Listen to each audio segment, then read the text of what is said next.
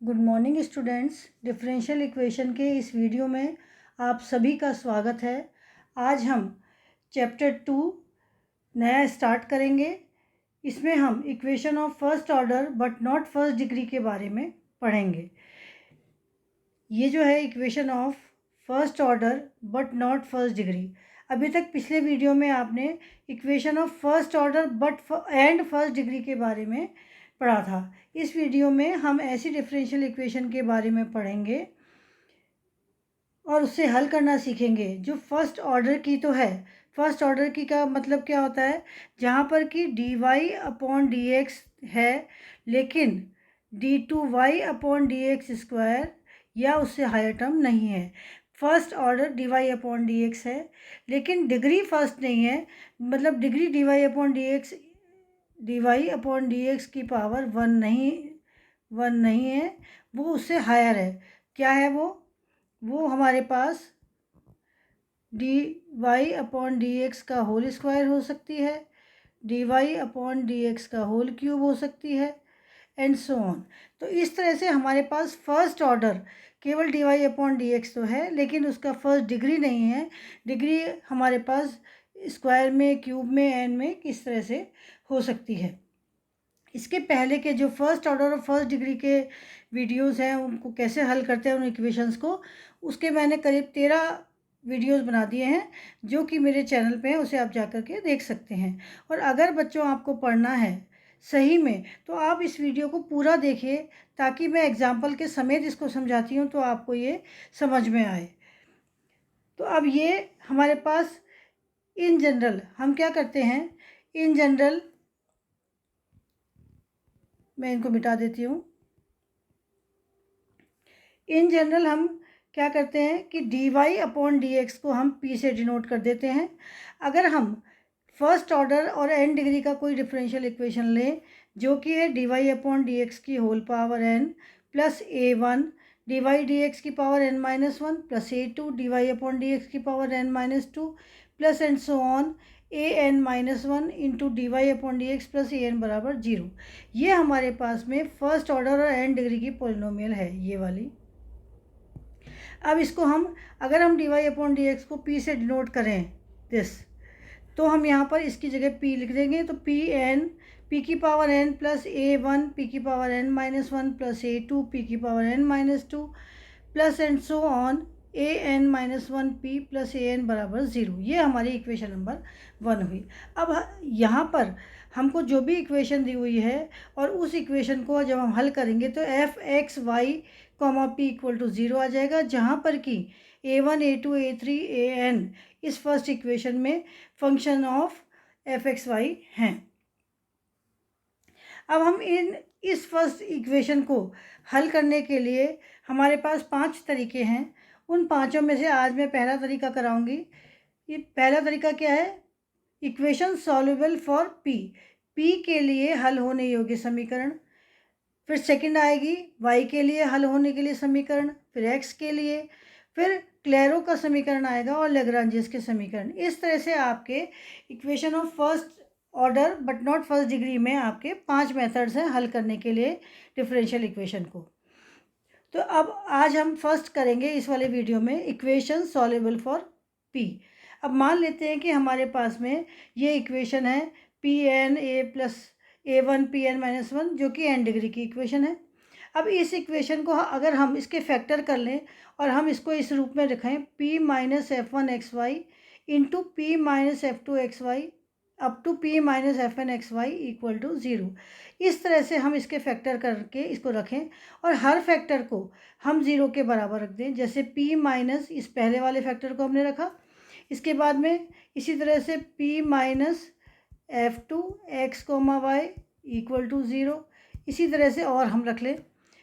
तो अगर हम इसको p को dy/dx लिखें तो ये वाली समीकरण हमारे पास क्या हो जाएगी? dy/dx is equal to f1x, y। f1x, y का मतलब है ये फंक्शन x और y का आएगा। ये हमारी इक्वेशन नंबर 2 हो गई।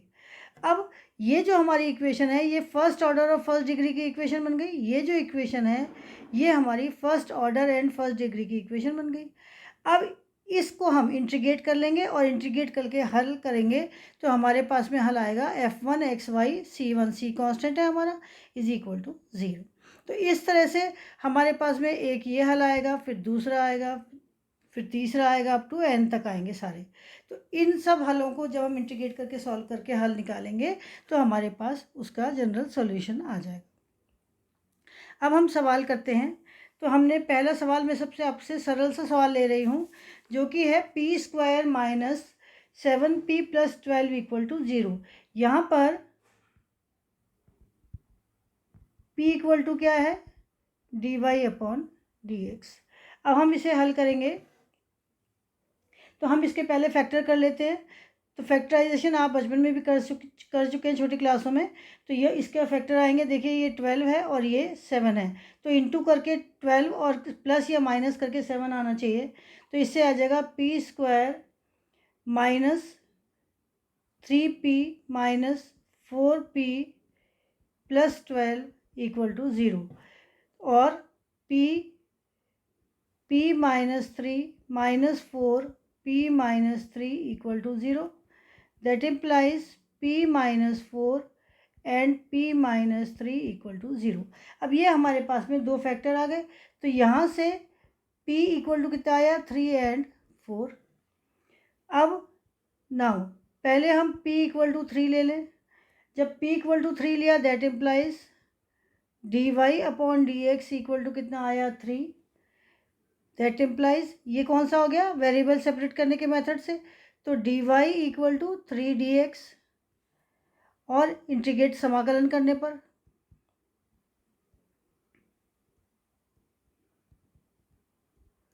Integration of dy is equal to 3 integration of dx plus c और y is equal to 3x plus c। और ये तो हुआ हमारे पास इक्वेशन नंबर हुई 3rd। तथा जब p इक्वल टू 4 है हमारे पास में that implies dy upon dx equal to 4। That implies dy equal to 4dx समाकलन करने पर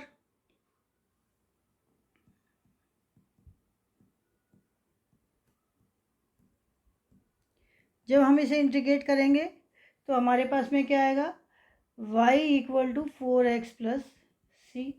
ये इक्वेशन नंबर हुई 4। अब समीकरण 3 and 4 दो इंडिपेंडेंट सॉल्यूशन है।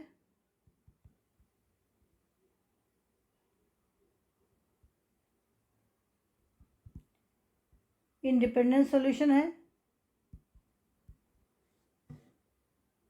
दैट इज दिए हुए समीकरण का व्यापक हल क्या हुआ, दिए हुए समीकरण का व्यापक हल हमने क्या बताया था, दोनों समीकरण को जोड़ दो, y माइनस 3x, सॉरी दोनों समीकरणों को गुणा कर दो 3x and y minus 4x minus c equal to 0। ये हमारे पास में हमारा आंसर हुआ, ये हमारा आंसर हुआ। इसी तरह से हम क्वेश्चन नंबर 2 करेंगे।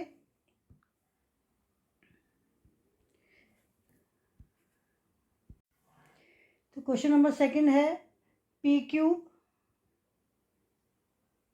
माइनस ट्वाइस xp²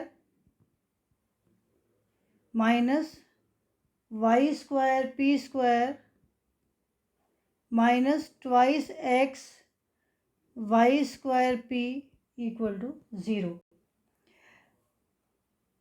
अब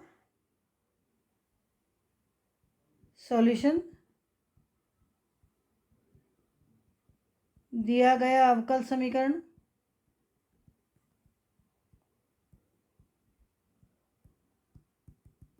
पहले हम इक्वेशन को लिख लेते हैं दोबारा से।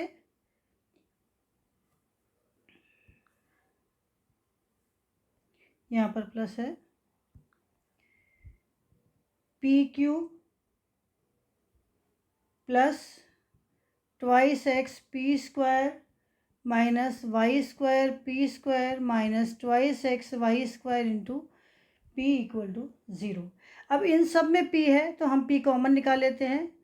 That implies p square plus twice x minus Y square, ये इन दोनों में से हमने पी बाहर निकाल लिया, p minus twice x Y square equal to 0। अब यहाँ पर हमारे पास ये अंदर क्वाड्रेटिक इक्वेशन बन गई, इसके हम फिर से फैक्टर कर लेते हैं।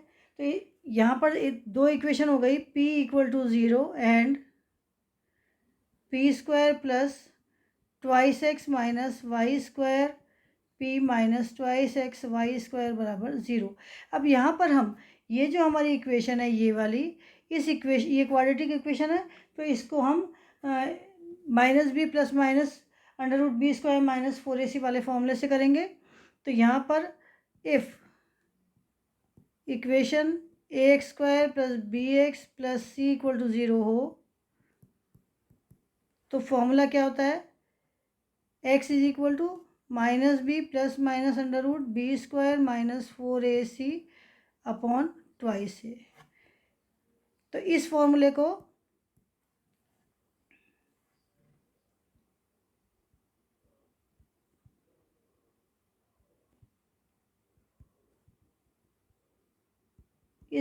को लगाने पर तो यहाँ से हमारे पास क्या आएगा, p equal to minus twice x minus Y square plus minus under root of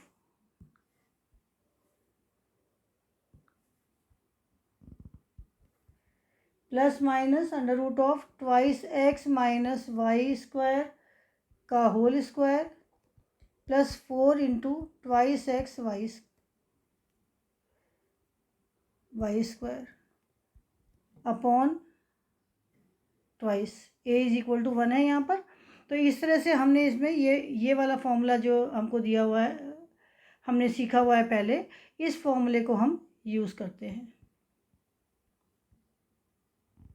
ये हमने यूज़ करके लिखा तो विच इज़ इक्वल टू कितना आया हमारे पास में, p इक्वल टू, जब हम इसको हल करेंगे, खोलेंगे इसको जोड़ेंगे और हल करेंगे तो ये आएगा y square minus twice x,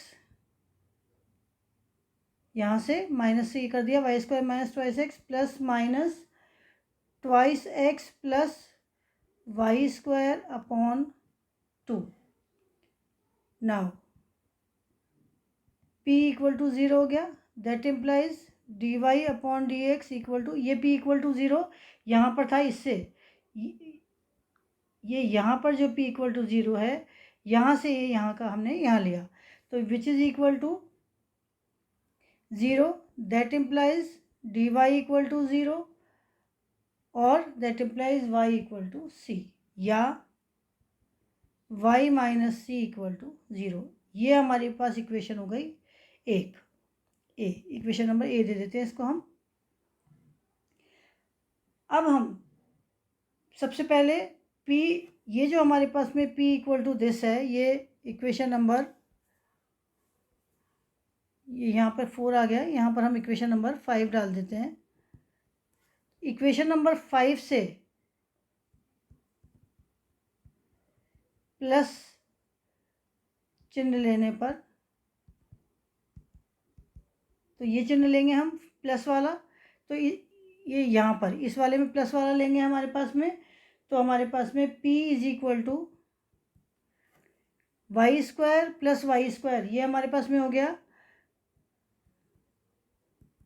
twice Y square, यहाँ से देखिए y square and y square 2y square हो गया बाई 2, ये बाई 2 और ये 2x माइनस का, ये 2x प्लस का दोनों कैंसिल हो गए, तो हमारे पास में ये बचा which is equal to y square.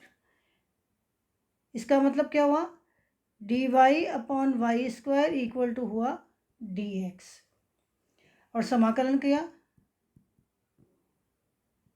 Integrate, we gate, तो हमें क्या मिलेगा यहाँ पर, x equal to minus 1 upon y plus c, that implies x y minus c y plus 1 equal to 0। एक हमारे पास में ये आ गया b। इसके बाद में माइनस चिन्ह लेने पर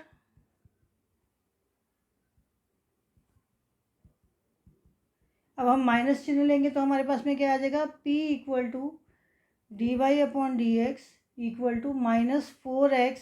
वाई स्क्वायर वाली टर्म कट जाएगी और x वाली जुड़ के 2 से डिवाइड हो जाएगा, which is equal to -2x। That implies D Y equal to -2x into D x और integrate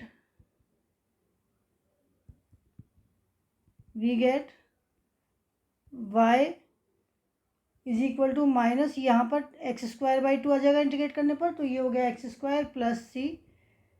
that implies y² plus x² minus c equal to 0। ये वाली हमारे पास कौन सी समीकरण आई है, c। अब हम इन तीनों को जोड़ देंगे, ये तीनों से, तो so the general solution of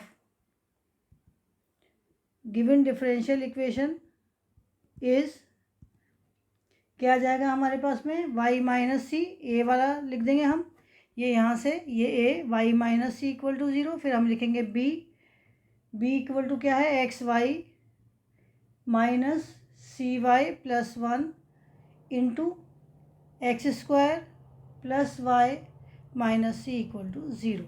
तो इस तरह से हमारे पास में ये उस समीकरण का हल है जो हमसे पूछी गई थी।